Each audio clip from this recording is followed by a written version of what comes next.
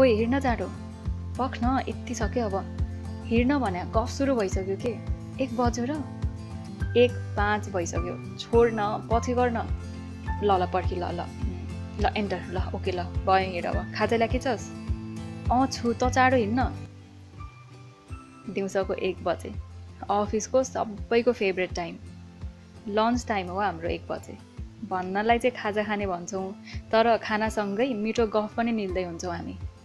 रमाइलो हुन्छ lunch time चाहिँ होस्। 4 कुने टेबलमा खाजाहरू फैलाएर राख्यो अनि गफगाफ सुरु। गफ पनि अनेक हुन्छ यहाँ, राजादेखि प्रजासम्म, छिमेकी आन्टीदेखि डिपार्टमेन्ट हेडसम्मको कुरा पनि यहीँ चल्छ। जे होस्, दिनभरिको कामको बोझलाई हल्का बनाउने बहाना भएको छ लन्च टाइम। रिया त झन् गसिप लभर, कहिले त मलाई लाग्छ ऊ अफिस होइन लन्च टाइमको लागि नै यहाँ आउँछ। आएदेखि नै बिहानैदेखि घडीमा कहिले 1 बस्ला भनेर कुरिबस्थे। आज 5 मिनट एक्स्ट्रा के क्याबिनमा बसेको उसलाई त के नै छुटे चाहिँ भइरहेछ। हामी टेबलमा पुग्दा गफगाफ चर्किसकेको थियो। नजिक पुग्दा समीप र प्रणव बीच हो र हैनको बोली गुन्जिँदै थियो। त्यसमा बीचबीचमा तिखो छायाको आवाजले माहौल झन् तताइरहेको थियो। चेयर तानेर बस्यौँ हामी। दीपिका राम्री छ भने समीप जङ्गिँदै थियो। प्रणव पनि जङ्गिँदै ठिकै लाग्छ, तर अनुष्का राम्री लाग्छ यार मलाई त। बल्ल बुझी आजको विषय सुन्दरता रहेछ र दुवै दीपिका कि अनुष्का राम्री भन्ने गफमा तात्तेका रहेछन्। मैले पनि थप्दी, beauty lies in the eyes of the beholder. So discussion कम गरौँ, कुरा अर्कैतिर मोडौँ न। खाजा खाँदै सबै आफ्नो तर्क वितर्क गर्दै थिए। उता सुजन भने चुपचापले बस्दै थियो। रियाले घोच हानिहाली, के हो अचम्मै भएछ त, हरेक कुरामा तर्क दिन पर्ने मान्छे त चुपचाप छन् आज। यति भन्दा सुजन मुसु मुसु हाँसिरहेको थियो। ओहो, केटोको मुस्कान त निकै राम्रो भएको रहेछ नि, समीप जिस्क्यो। त्यसमा प्रणवले थप्दै, कतै लप त परेन केटोको। त्यो सुन्न साथ सुजनको हाँसो झनै फैलियो। मैले नै थपेँ, यसो चुप्प लागेर बस्ने मान्छे त होइन सुजन, के भयो सुनाउँ न हामी नि प्रेम कथा। सबले एकपछि अर्को गर्दै जिस्काउन थालेपछि ऊ बोल्न बाध्य भयो। होइन, तिमीहरूको सुन्दरताको गफगाफ सुन्दा मलाई पनि केही मिठो सम्झना आयो। एकजनासँगको रमाइलो भेट भनौँ न। छाया पनि जिस्काउँदै, सुनाउन त सुनौँ, लन्च टाइममा नसुने कहिले सुन्ने हो त। पर्ख न, म सुनाउँछु तिमीहरूलाई। यति एउटा मोमो सकाउन देऊ है त, तर कवितात्मक तरिकाले भन्छु नि फेरि, चल्छ? उसले प्रश्न तिर्साउँदै काँटा चम्चाले बाँकी रहेको मोमो सबको मुखमा हाल्यो। अनि चपाउँदै बोल्यो, तर आज म सुनाउँछु, यसको चर्चा परिचर्चा चाहिँ भोलि लन्च टाइममा गर्छौँ है त। साहित्यमा रुचि भएको मान्छे हो सुजन।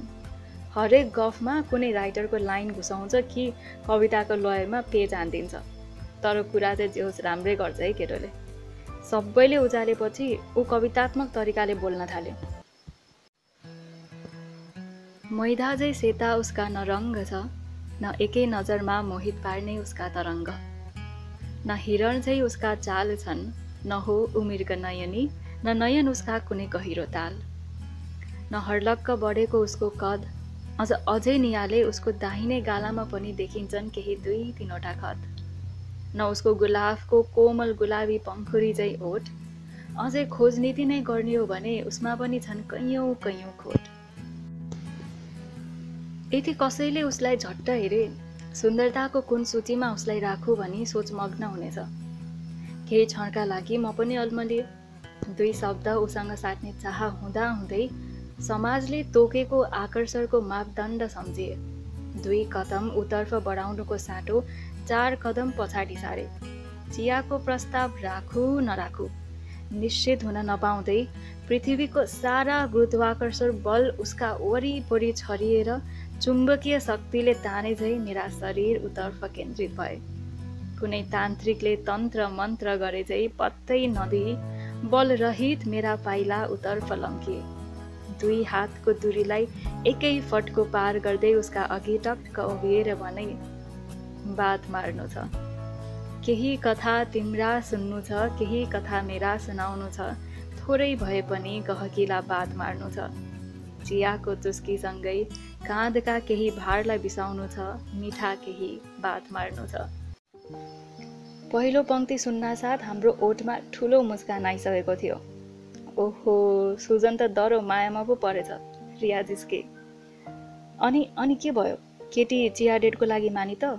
प्रणवको प्रश्नलाई उत्तर दिँदै सुजनले भन्यो, मान्न त मान्यो, तर भेट्ने दिन ऐना अघि उभिएर केही क्षणका लागि सोचमग्न भएकी रहेछौ, पछि पो मात्र मलाई थाहा भयो।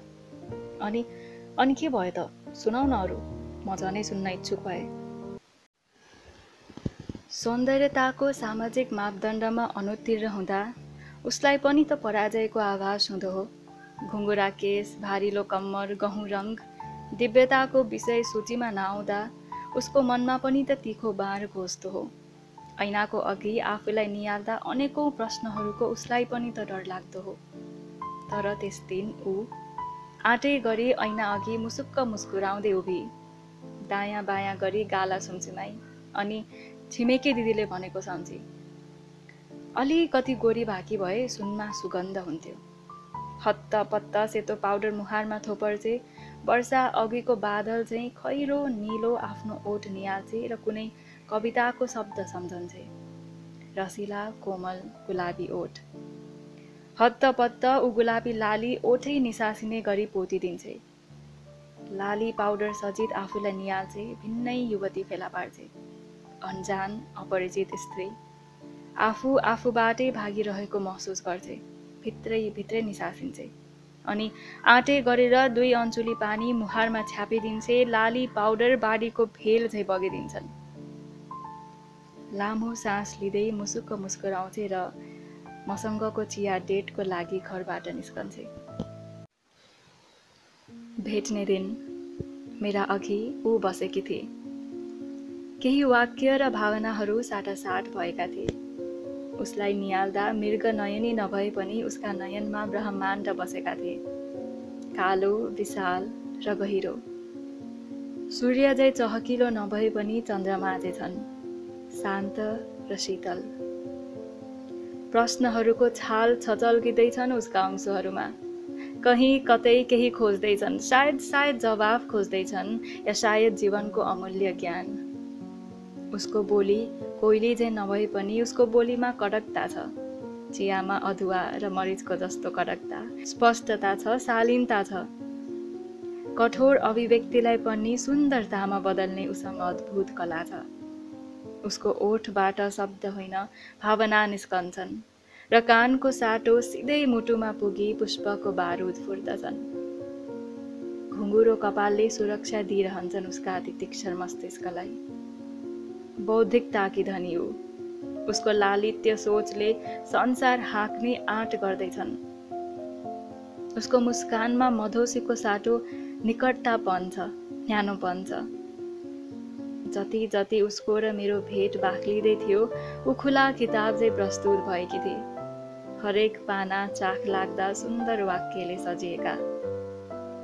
मैले आफूलाई धन्य ठान्दै मनमा नै सोचे, सुन्दरताको खोक्रो परिभाषालाई पन्छ्याएर समाजले लगाइदिएको सतही पर्दालाई हटाई निष्पक्ष उसलाई हेर्दा त साँच्ची नै सुन्दरताको भण्डार रहेछ ऊ, हीरा र मोतीको खजाना रहेछ ऊ।